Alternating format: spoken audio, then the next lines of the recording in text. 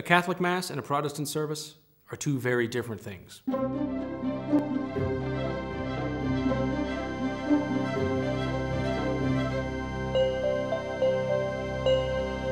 Beauty is only skin deep. Don't judge a book by its cover. A wolf in sheep's clothing. Now, we've all heard these common phrases. They allude to the hard fact that in life, things are not always what they seem. Appearance is not always reality. Now, this difference between appearance and reality often demands that we not accept things at face value, but instead look beneath the surface to find the substance that is there. This difference between appearance and reality often demands that we choose between that which only appears desirable on the surface and that which truly is desirable in reality. For example, food pleasing to the taste might not always be healthy, or music enticing to the ear might not always be of the best quality. Here's a question. Is the worship of God free from this gap between appearance and reality? That is the worship of God a discernment-free zone where we need not choose between what is real and what only appears so? Well, no. But not only is the worship of God not free from this gap, we have every reason to believe that when it comes to the worship of God, the difference between appearance and reality is even more pronounced. Why? Well, Christians have always believed that the sacraments of the Church are visible signs of an invisible reality. That is, they are visible material means by which the invisible grace of God is made present to us. God's grace is made present to us through the material signs we use to signify this grace. But these signs themselves are not the grace of God. They only point to it. God's grace itself is always an invisible reality. We can feel its effects, but we cannot feel grace itself. As a result, in true Christian worship, there is a built-in, invisible reality that far surpasses whatever the physical appearance might suggest. So there will always be a substantial reality to the real worship of God that is only accessible to the discerning eye of Christian faith. So, this necessary gap between the appearance and reality in Christian worship opens up an unhappy possibility.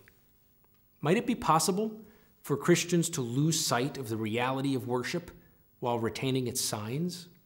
So, might it be possible for some to become so fascinated with the signs of grace or the effects of grace that they forget about the real invisible presence of God to which the signs are supposed to lead them?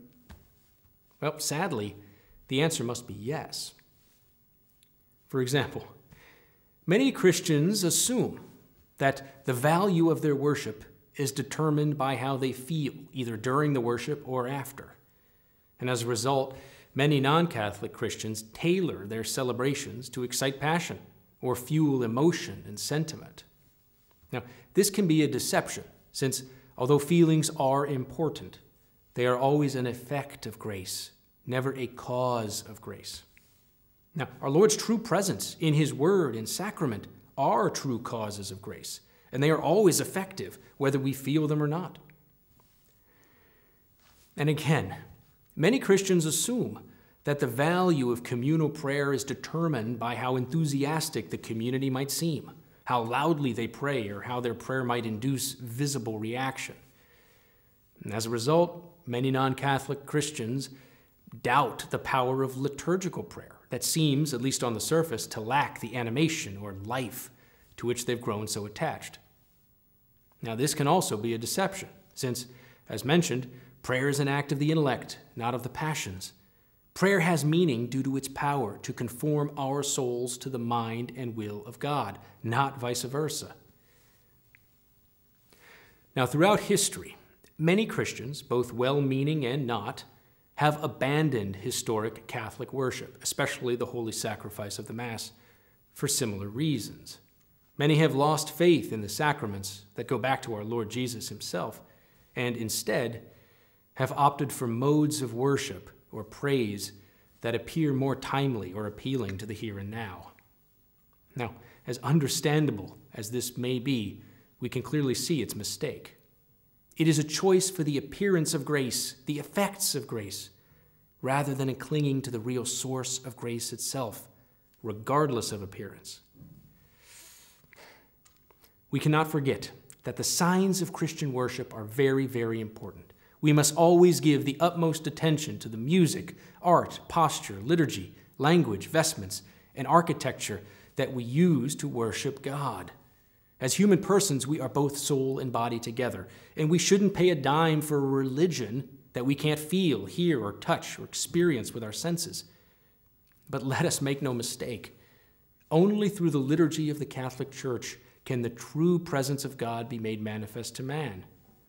And only through the liturgy of the Catholic Church can God be truly worshiped in a way objectively worthy of Him. Brothers and sisters, keep studying. This is Father Brad Elliott for the Western Dominican Province.